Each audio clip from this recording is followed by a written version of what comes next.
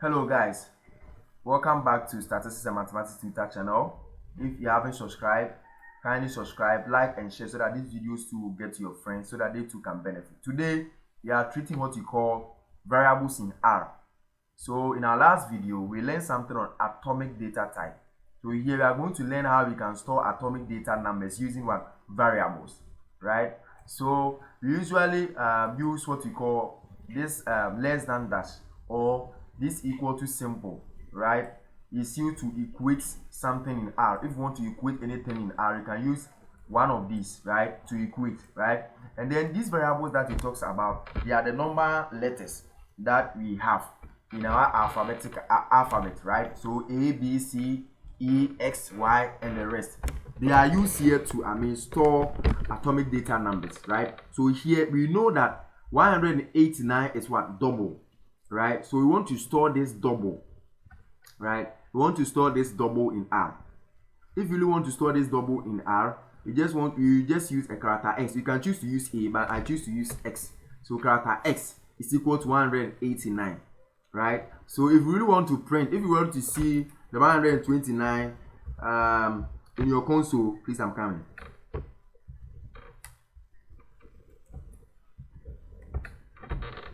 If you really want to see the 129 at your console here, right, you just have to use the print and then into bracket of what? X, right? So once I run this one and then print, so once I do print, you see that he has given me the result for the X. So in this case, R has stored 189 in memory. So whenever I want to call 129 and do some operations with it or use it to write my code, the 189 will come, right? So at the end of the day, that is how we can store that atomic number using what? That variable. So what about we have an atomic character and then we want to store, right? If you want to store atomic character for this one, to say programming is good. Programming is good is what? A character. And if you want to also store that character in memory, you can also equate it to you can also equate that using what? Variables, right? So once I just run this one, I is going to keep the programming is good in memory, and then once I use print Y, you see it has given me R is good here as my output, right? And then what we have again is, let's say we are using M as what? Our character. We are using it to represent the whole of this one. We are doing that a square root of 64 equal to 12. In fact, square root of 64 is what? Is 8.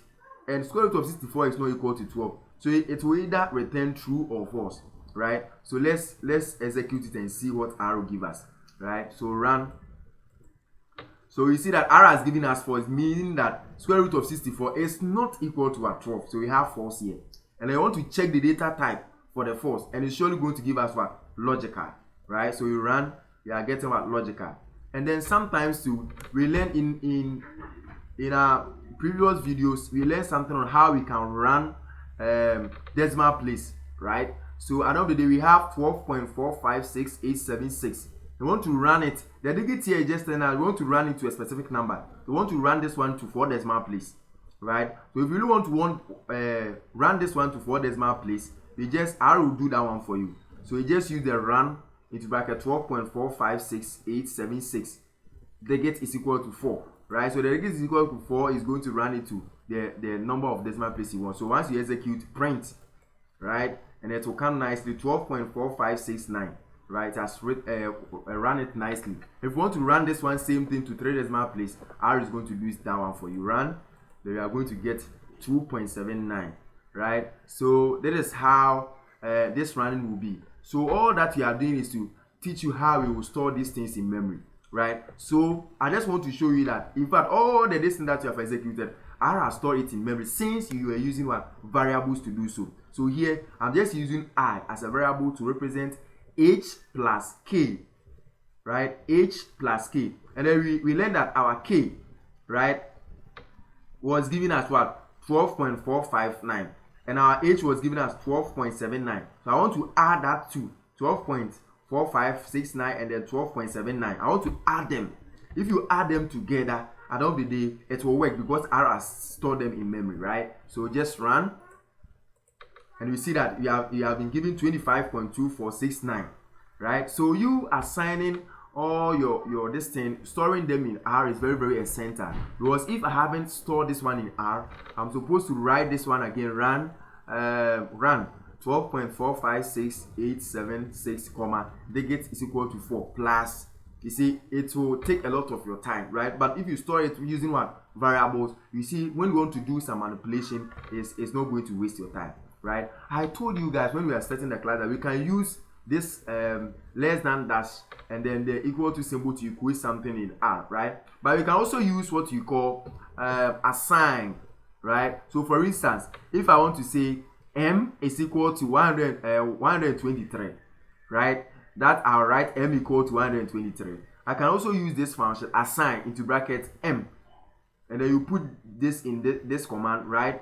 Comma 123. It's just going to assign our M to 123. So let's execute it and print it, right? So you see that our M was given as 123, right? So you can choose either ways, right? And then the same thing will happen to this one. I just wanted you to see the difference between the assign, that they are all the same, right? So once you run this one, you see this one too has given us 123, right? So if you want to also print this one, you just store it in memory print, right?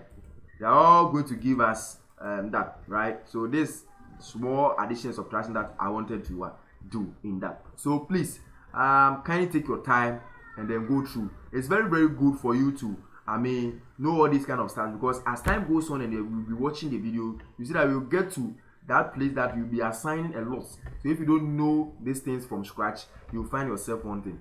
So please, if you haven't subscribed, can you subscribe, like, share and comment so that others too will get hand in watching this video. Thank you. Have a nice day. Bye.